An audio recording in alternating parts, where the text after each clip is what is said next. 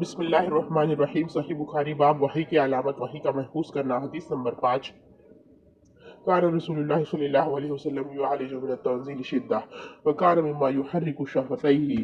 وقال ابن عباس: فأنا أحركهما لكم كما كان رسول الله صلى الله عليه وسلم يحركهما. وقال سعيد: أنا كما رأيت ابن عباس يحركهما وحرك شفتيه. فأنزل الله تعالى: لا تحرك به لسانك لتعجل به إن علينا جمعه وقرآنه. سورة قیامہ. قال: جمعه له في صدرك وتقرعه وإذا قرعناه فاتبع قرآنه. سورة قیامہ. قال: فاستمع له وأنصت ثم إن علينا بيانه. سورة قیامہ. ثم إن علينا ما تقرعه. فكان رسول الله صلى الله عليه وسلم بعد ذلك إذا أتاه جبريل استمع، فإذا طلق جبريل قرعه النبي صلى الله عليه وسلم كما قرعه.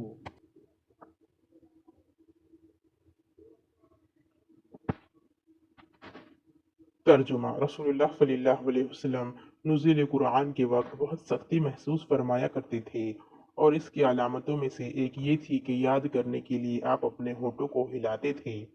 ابن عباس رضی اللہ عنہ نے کہا کہ میں اپنے ہونٹ ہلاتا ہوں جس طرح آپ ہلاتے تھے۔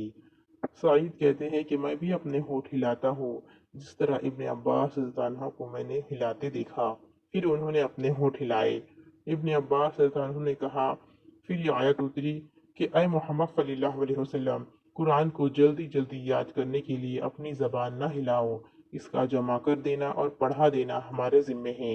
ابن عباس رضی اللہ عنہ کہتے ہیں، یعنی قرآن آپ صلی اللہ علیہ وسلم کے دل میں جمع دینا اور پڑھا دینا ہمارے ذمے ہے۔ پھر جب ہم پڑھ چکے تو اس پڑھے ہوئے کی اتباع کرو۔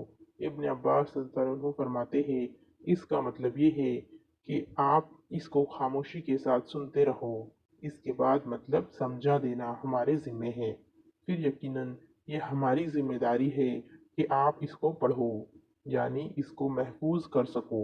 چنانچہ اس کے بعد جب آپ صلی اللہ علیہ وسلم کے پاس جبرائیل علیہ السلام وحی لے کر آتے تو آپ صلی اللہ علیہ وسلم توجہ سے سنتے، جب وہ چلے جاتے تو رسول اللہ صلی اللہ علیہ وسلم اس وحی کو اسی طرح پڑھتے جس طرح جبرائیل علیہ السلام نے اسے پڑھا تھا۔ Translation: Allah's Apostle sallallahu alaihi wasallam used to bear the revelation with great trouble and used to move his lips quickly. With the inspiration, Ibn Abbas who moved his lips saying, I am moving my lips in front of you, as Allah's Apostle sallallahu alaihi wasallam used to move his. Sa'id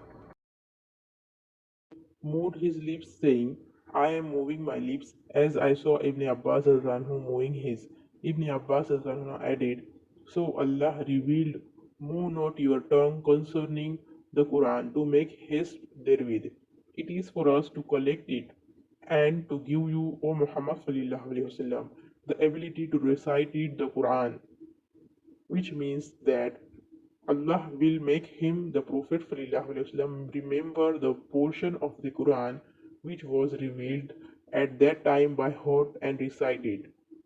The statement of Allah, and when we have recited to you, O Muhammad ﷺ, through Jibreel alayhi salam, then you follow its Quran recital, means listen to it and be silent.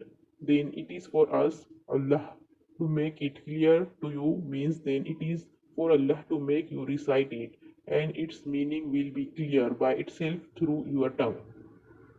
Afterwards, Allah's Apostle sallallahu alaihi wasallam used to listen to Jibreel alayhi salam whenever he came, and after his departure he used to recite it as Jibreel alayhi salam had recited it.